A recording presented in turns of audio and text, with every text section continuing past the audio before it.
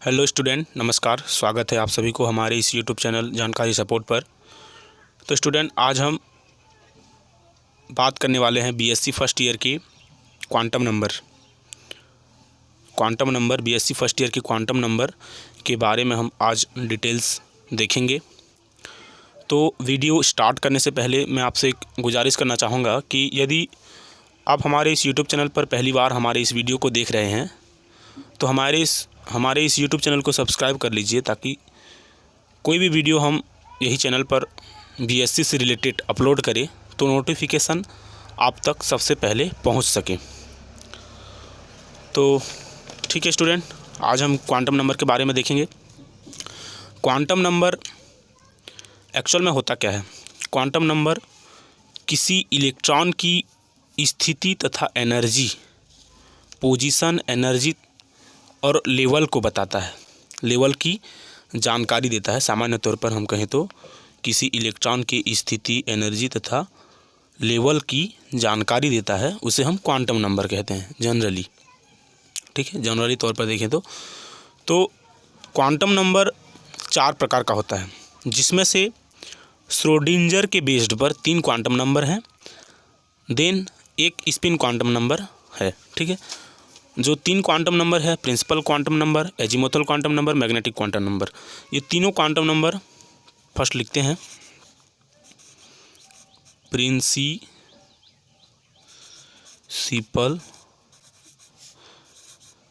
Quantum number, then second है azimuthal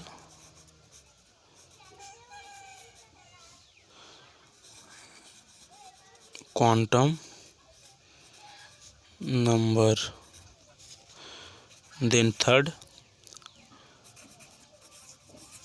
magnetic quantum number. ये जो तीनों हैं फ्रेंड्स, तीनों क्वांटम नंबर हैं, ये श्रोडिंगर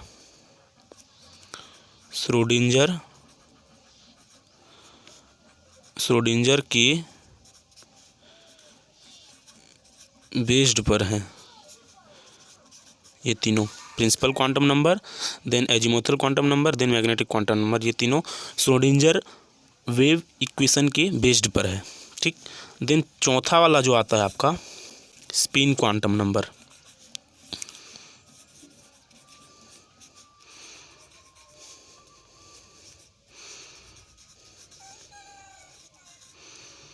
स्पिन क्वांटम नंबर ये आपका चौथा क्वांटम नंबर है। तो प्रिंसिपल क्वांटम नंबर को हम P से डिनोट करते हैं, एजीमुथल क्वांटम नंबर को L से व्यक्त करते हैं, देन मैग्नेटिक क्वांटम नंबर को M से और स्पिन क्वांटम नंबर को S से प्रदर्शित करते हैं। ठीक है, तो जनरली तौर पर आपको बता दूं तो ये आपका कोष के बारे में है ना, सेल के बारे में जानकारी देता है,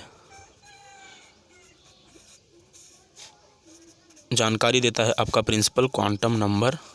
और एजीमुथल क्वांटम नंबर आपको सब सेल के बारे में जानकारी देता है। ठीक है, L बराबर सब सेल के बारे में।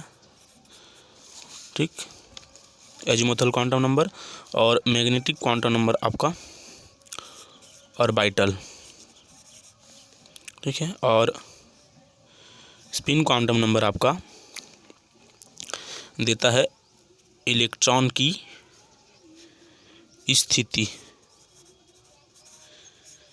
कि इलेक्ट्रॉन प्लस हाफ है या माइनस हाफ है, पेयर्ड एंड अनपेयर्ड के बारे में ये जानकारी देता है स्पिन क्वांटम नंबर। ठीक है, ये तो हम जनरली तौर पर देख लिए। स्टूडेंट, आपको नोट्स तो किसी के यहाँ से भी मिल सकता है, लेकिन समझना ज़रूरी है, नोट्स लिख देने से नहीं होता। ठीक है, तो सबसे पहले हम अब नोट्स की ओर जाते हैं। क्वांटम नंबर किसी एटम की संरचना के बारे में जो बताती है, किसी एटम यानी परमाणु की संरचना के बारे में जो बताती है, जैसे कोश, उपकोश, कक्षक, उपकक्षक इत्यादि के बारे में जानकारी देता है, उसे हम क्वांटम नंबर कहते हैं। ठीक। आधुनिक विचारों के अनुसार किसी इलेक्ट्रॉन के ऊर्जा स्थिति का पूर्ण वर्णन के लिए 4 क्वांटम संख्याओं की आवश्यकता पड़ती है, जो निम्नलिखित प्रकार के होते हैं। सबसे पहला आपका मुख्य क्वांटम संख्या, जिसे प्रिंसिपल क्वांटम नंबर कहते हैं तथा P से डिनोट करते हैं। आपका सेकंड द्विगंशी क्वांटम संख्या, एजीमुथल क्वांटम संख्या कहते हैं इंग्लिश में, तथा इसे L से प्रदर्शित करते हैं। और आपका देन चुंबकीय क्वांटम संख्या तीसरा, ठीक है, चुंबकीय क्वांटम संख्या जिसे मैग्नेटिक क्वांटम नंबर कहते हैं, जिसे M से डिनोट करते हैं। तथा चौथा है आपका चक्रण क्वांटम संख्या, जिसे स्पिन क्वांटम नंबर कहते हैं इंग्लिश में, इसे S से डिनोट करते हैं।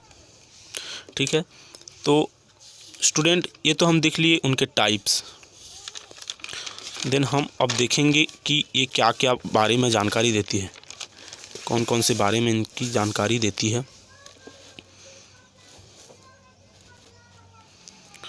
प्रिंसिपल क्वांटम नंबर, जिसे N से डिनोट किया जाता है, प्रिंसिपल क्वांटम नंबर को N से डिनोट किया जाता है, इसे N से भी प्रदर्शित करते हैं, डिनोट किया जाता है, प्रदर्शित करते हैं। यह कोश के बारे में जानकारी देता है। ये आकार से संबंधित क्वांटम नंबर है। N बराबर 1 2 3 4 इन्फिनिटी है ना, इन्फिनिटी यानी अनंत हो सकते हैं, लेकिन N बराबर 0 कभी नहीं हो सकता। ठीक है, इनके बारे में सर्वप्रथम नील्स बोर ने बताया इनके बारे में सर्वप्रथम। यह क्वांटम नंबर इलेक्ट्रॉन की एनर्जी तथा उसकी न्यूक्लियस से डिस्टेंस को बताती है। यह क्वांटम नंबर क्या बताती है ना, जैसे मान लो ये एक इलेक्ट्रॉन है ना, ये उनका सब सेल है। ठीक है, तो ये क्वांटम नंबर इलेक्ट्रॉन की डिस्टेंस, ठीक है, न्यूक्लियस से डिस्टेंस बताती है तथा उनकी एनर्जी को रियलाइज़ करती है ना, प्रदर्शित करती है, रिप्रेजेंट करती है। ठीक है, ये क्वांटम नंबर, जैसे ये कोई न्यूक्लियस है ना, न्यूक्लियस, ठीक है, न्यूक्लियस, तो इसमें से ये किसके बारे में जानकारी देता है? ये देता है जानकारी आपको सेल के बारे में, कोश के बारे में, KLMN। ठीक है, यदि N का मान 1 है तो K उपकोश, ठीक है, और यदि L का मान 2 है तो L कोश, यदि N का मान 3 है तो M कोश, यदि 4 है तो N कोश। ठीक, ये आपके सब सेल तथा उनके मतलब इनके डिस्टेंस, न्यूक्लियस से इनके डिस्टेंस के बारे में जानकारी देता है।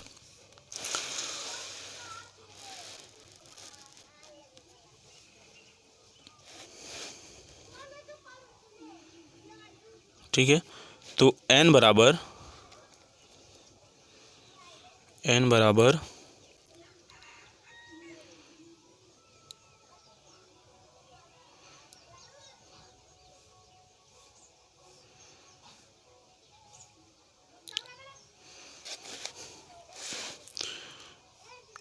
1, तो आप K कोश जिसे फर्स्ट एनर्जी लेवल कहते हैं। N बराबर 2 तो L यानी सेकंड एनर्जी लेवल। N बराबर 3 तो M यानी थर्ड एनर्जी लेवल। N बराबर 4 तो क्या होगा, N यानी 4 है ना, एनर्जी लेवल। N बराबर 4 तो 4 एनर्जी लेवल। ठीक है, N बराबर 4 तो N का वैल्यू बढ़ने के साथ साथ, सबसे पहले देखते हैं N का वैल्यू बढ़ने के साथ साथ हमें क्या इफेक्ट देखने को मिलता है ना, क्या प्रभाव होता है। तो N का वैल्यू बढ़ने के साथ साथ R है ना, त्रिज्या, रेडियस का वैल्यू भी बढ़ने लगता है। जैसे N मतलब जितने ज़्यादा कोश बढ़ेंगे है ना, कोश बढ़ेंगे उससे डिस्टेंस है ना, त्रिज्या बढ़ता जाएगा। किसी कोष में अधिकतम इलेक्ट्रॉनों की संख्या 2n² होती है। किसी भी कोष में 2n² इलेक्ट्रॉन ही हो सकती है। ठीक, किसी कोष में अधिकतम कक्षकों की संख्या n² हो सकती है। ठीक है, और यह कोष के बारे में जानकारी देता है। यह आकार से संबंधित क्वांटम नंबर है। आकार कितना बड़ा होगा उससे संबंधित क्वांटम नंबर है ये principal quantum number. Then n का मान बढ़ने से इलेक्ट्रॉन की ऊर्जा और उसके कोष की त्रिज्या भी बढ़ती जाती है। जितना ज़्यादा n का मान बढ़ता जाएगा, कोष बढ़ता जाएगा, उसकी डिस्टेंस भी तो बढ़ती जाएगी ना, त्रिज्या। तो n का मान बढ़ने से इलेक्ट्रॉन की ऊर्जा और उसके कोष की त्रिज्या भी बढ़ती जाती है। जैसे कक्षकों की संख्या है ना, n² हो सकती है किसी कोष में अधिकतम कक्षकों की संख्या। जैसे n बराबर 1 है तो 1² मतलब 1s। 1s में केवल 1s हो सकती है। ठीक है, अब n बराबर 2, n बराबर 2, जिसमें से आपका 2s आएगा, देन 2p आएगा, और n बराबर 3 यानी 9 कक्षक आएंगे इसमें से। देखो n बराबर 1 मतलब एक ही कक्षक आएगा। ठीक, इसमें कितना आएगा, 4 कक्षक आएगा। ठीक है, जैसे s का एक कक्षक है 2s का, और 2p का 3 कक्षक आएंगे, है ना, अधिकतम कक्षकों की संख्या इन कोष में। ठीक है, अब इसमें से 9 कक्षक आएंगे। n बराबर 3 में 9 कक्षक, यानी s में 1 कक्षक, और p में 3 कक्षक, और d में 5 कक्षक, है ना। 5 3 8, 8 और 1 9 कक्षक आएंगे। अधिकतम कक्षकों की संख्या कोष में n² होती है। ठीक है, अब हम देखेंगे द्विगुणसी क्वांटम नंबर। ठीक है, द्विगुणसी क्वांटम नंबर।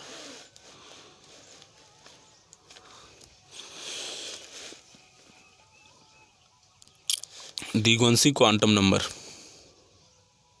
द्विगुणसी क्वांटम नंबर को L से डिनोट करते हैं। ठीक है, एजीमुथल क्वांटम नंबर कहते हैं इसे इंग्लिश में। इसे L से प्रदर्शित करते हैं। इसे कोणीय संवेग या द्वितीयक क्वांटम नंबर भी कहते हैं। यह ऑर्बिटल की साइज बताता है। इनका मान 0 से लेकर n-1 तक होता है। 0 से लेकर n-1, यानी कि n से 1 हमेशा कम ही होता है। ठीक है, n से 1 हमेशा कम ही होता है। जैसे n बराबर 1 है तो उसका मान मतलब L का मान क्या होगा, 0 होगा। ठीक है, यदि ये L का मान है शायद। ठीक है, n-1 है ना, तो यदि n का मान 1 है तो 0 होगा L का मान, यदि 2 है तो 0 1। ये जो आपका स्क्रीन है थोड़ा सा अच्छा नहीं दिख रहा है। ठीक है, n बराबर 0 है,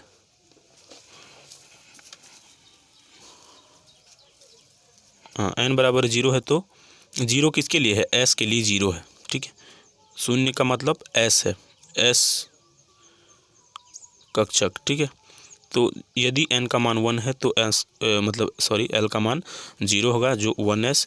और देन यदि n का मान 2 है तो 0 and 1 यानी 2s।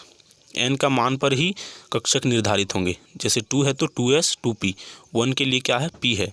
ठीक है, अब n का मान 3 है तो 0 1 2, 2 किसके लिए डिनोट है, d के लिए।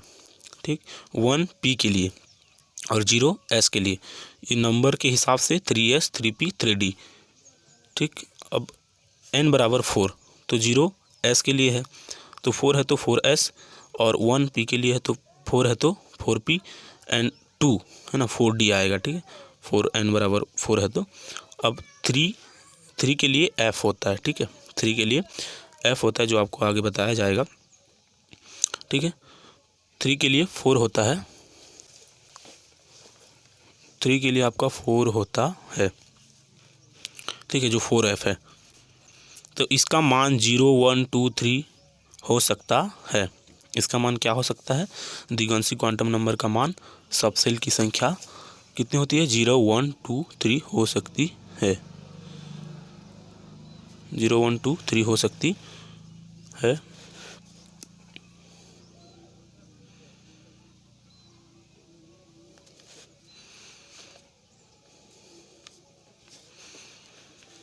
ये आपका स्क्रीन थोड़ा सा अच्छा नहीं दिख रहा है क्लियरिटी में।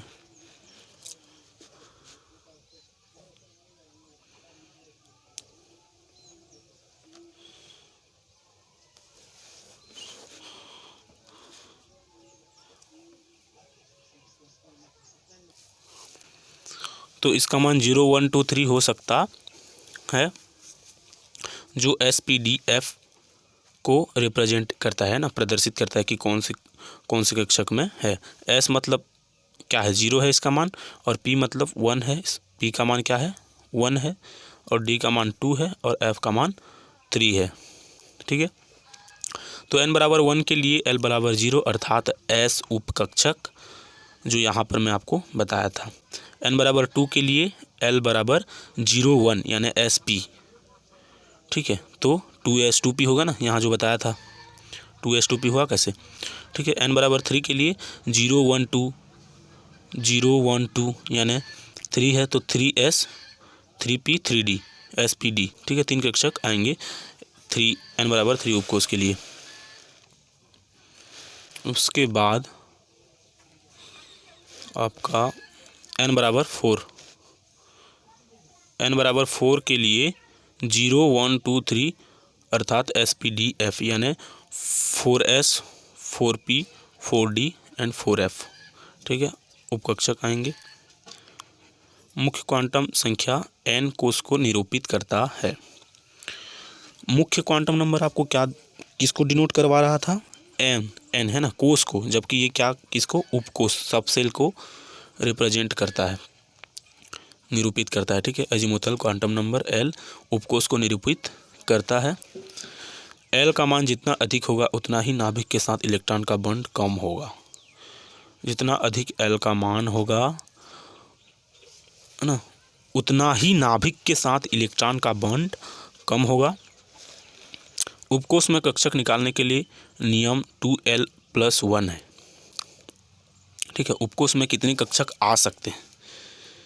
जैसे यहाँ पर मैं आपको SPD ये कक्षक बताया हूँ, तो उनमें से कितने कक्षक S में आएंगे, कितने कक्षक P में आएंगे, कितने कक्षक D में आएंगे, कितने कक्षक F में आएंगे, उसको ज्ञात करने के लिए एक नियम है 2L+1।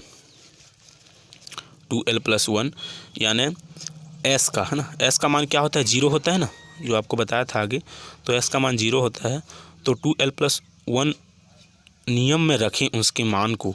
जैसे S उपकोष के लिए हम देखते हैं, ठीक है, S उपकोष के लिए देखते हैं तो 2 × L का मान S का क्या है? 0 है, +1 यानी 2 शून्य 0 है ना, और +1 यानी ये तो कट जाएगा। ठीक है, एक बचेगा, मतलब S में केवल और केवल एक ही कक्षक हो सकते हैं। ठीक, अब P में हम देखते हैं, P का मान कितना है? 1 होता है। L का मान मतलब P का मान L में क्या होता है? 1 तो होता है। तो 2 × 1 + 1 यानी 2 एकम 2 2 2 और 1 3 3 कक्षक आ सकते हैं P में। ठीक है, 3 कक्षक आ सकते हैं आपके P में।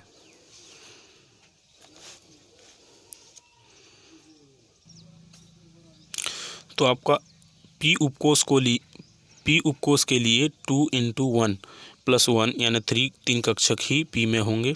ठीक है, 3 कक्षक मतलब आप समझ सकते हो है ना, 3 कक्षक ही होंगे P में, आपके 3 कक्षक ही होंगे। ठीक है, उसके बाद हम देखते हैं D का मान क्या है? एजीमुथल क्वांटम नंबर 2 है, और 2L+1 में रखने पर 2 × 2 × प्लस यानी 2 दूनी 4 4 और 1 5 यानी D में 5 कक्षक आपके आ सकते हैं। D में आपके केवल और केवल 5 कक्षक आ सकते हैं। ठीक है,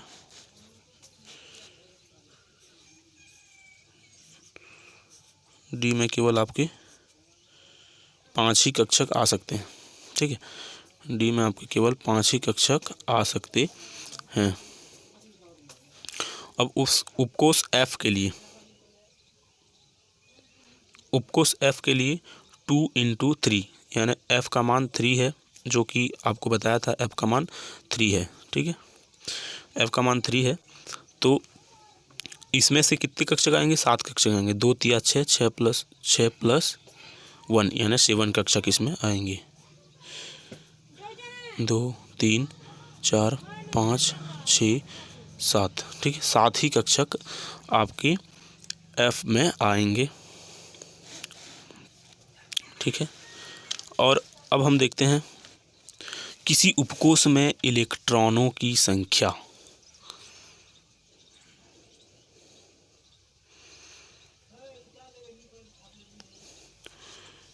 आपका जो स्क्रीन है थोड़ा सा अच्छा नहीं दिख रहा है, इसी के नाम से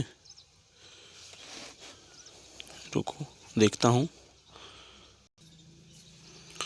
अब किसी उपकोष में इलेक्ट्रॉन निकालने के लिए 4l+2 के नियम से हम निकाल सकते हैं कि किन उपकोष में, है ना, जैसे SPD में कितने कितने इलेक्ट्रॉन आ सकते हैं।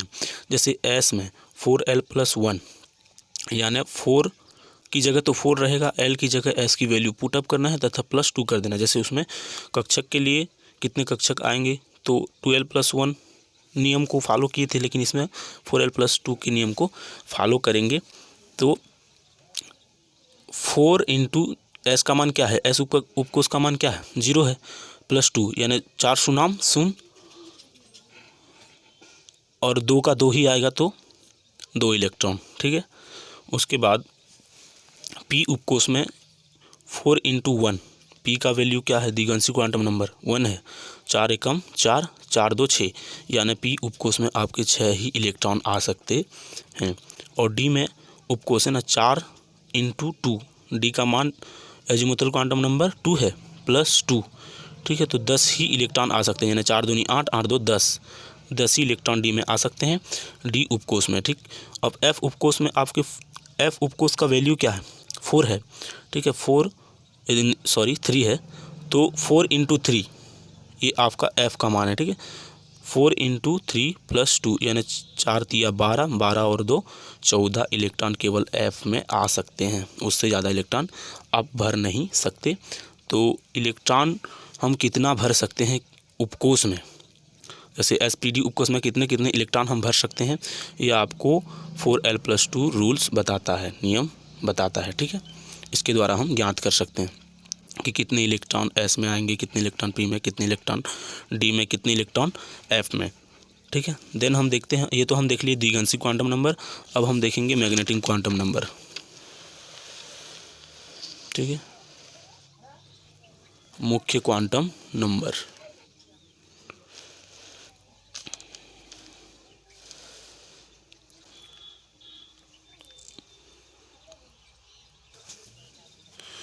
अब हम देखते हैं चुंबकीय क्वांटम संख्या, मैग्नेटिक क्वांटम नंबर, जिसे m से प्रदर्शित करते हैं। इसके बारे में सर्वप्रथम बताया था जीमेन लिंडे ने। ठीक है, इसके बारे में सर्वप्रथम बताया था जीमेन लिंडे ने। इसके प्रत्येक मान कक्षकों को दर्शाता है, ठीक है, इसके प्रत्येक मान, इसका मान -L से लेकर +L तक होता है। इसे m से प्रदर्शित करते हैं। ठीक है, यह उपकोष के अभिविन्यास को दर्शाता है ना, उपकोष के अभिविन्यास को दर्शाता है। यानी S उपकोष के लिए L = 0 तब m = 0 यानी 1s कक्षक होंगे S उपकोष के लिए, तथा P उपकोष के लिए L = 1 तब m = -1 0 +1। ठीक है, 3 कक्षक होंगे। यानी इसमें से कितने कक्षक होंगे? कक्षक, ठीक है, अभिविन्यास, जैसे Px Py Pz है ना, ये क्या है आपका Pz है, 0 मतलब Pz, Px Py। ठीक है, 3 कक्षक होंगे P में। ठीक, अब D में आएंगे आपके, देखो यदि L का मान, द्विगांशी क्वांटम नंबर है ना, L का मान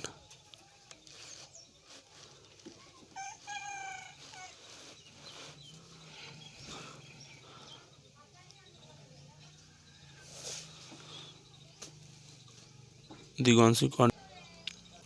अब डी उपकोष के लिए आपको L बराबर 2 होता है, डी है ना, द्विआंशिक क्वांटम नंबर क्या होता है, डी का 2 होता है, तो m बराबर -2 -1 0 देन +1 +2 यानी 5 कक्षक आएंगे। ठीक है, dxy dyz dxz dx² y² और देन dz²। ठीक है, तो 0 आपका dz² है, बाकी सब सेम। ठीक है, dz² 0 ही है।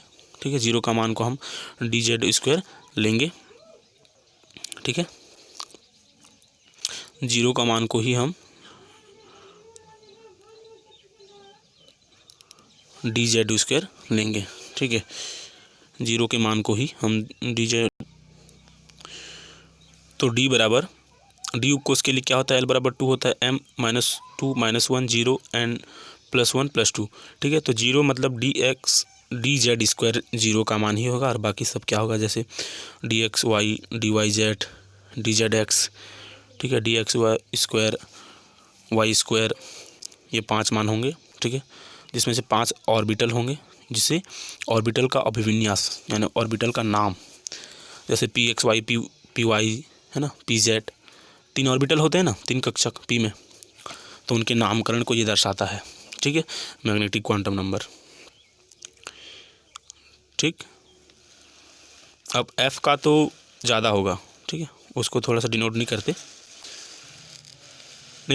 हैं, बट 7 होंगे इसमें, लेकिन उनका नामकरण नहीं है। ठीक है, f उपकोष के लिए, आपके f उपकोष के लिए क्या होंगे, L बराबर 3 होता है ना, एजीमुथल क्वांटम नंबर f का क्या होता है, 3 होता है, तो m बराबर -3 -2 -1 0 +1 +2 +3 यानी 7 कक्षक, 7 ऑर्बिटल होंगे f उपकोष में। ठीक है, इसमें से 5 होंगे, कौन कौन से होंगे ये मालूम हो गया, इनका नामकरण, लेकिन इनका नामकरण मालूम नहीं है कि इसे क्या कहेंगे, इसे क्या कहेंगे, है ना, इसका थोड़ा मालूम नहीं है, अभी तक किसी ने नहीं बताया है। तो चक्रण क्वांटम नंबर, अब देखते हैं हम स्पिन क्वांटम नंबर, चौथा वाला। हम तीनों क्वांटम नंबर देख चुके हैं, अब लास्ट आपका बचा है स्पिन क्वांटम नंबर। इसके बारे में बताए थे यूलेनबेक एंड गोल्डस्मिथ ने। इसका मान +½ या -½ है। जैसे आपको इलेक्ट्रॉन है ना, ऐसे ही ये आपका क्या है, क्लॉकवाइज और ये एंटी क्लॉकवाइज।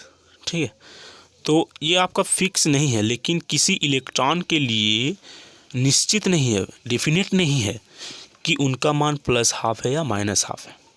हम कह सकते हैं जनरली, लेकिन ये निश्चित नहीं है कि हम इसको ऑब्वियसली कह दें कि ये +½ है और ये -½ है। ठीक है, तो आपका ये क्वांटम नंबर का नोट्स यही तक था। अगले लेक्चर पर हम आपको लेकर आएंगे श्रोडिंगर वेव इक्वेशन। ठीक है, एटॉमिक स्ट्रक्चर का टोटल्स सभी कोर्स कंप्लीट करवाएंगे। तो अब हम श्रोडिंगर वेव इक्वेशन लाएंगे अगले लेक्चर पर। ठीक है, thank you watching for this video.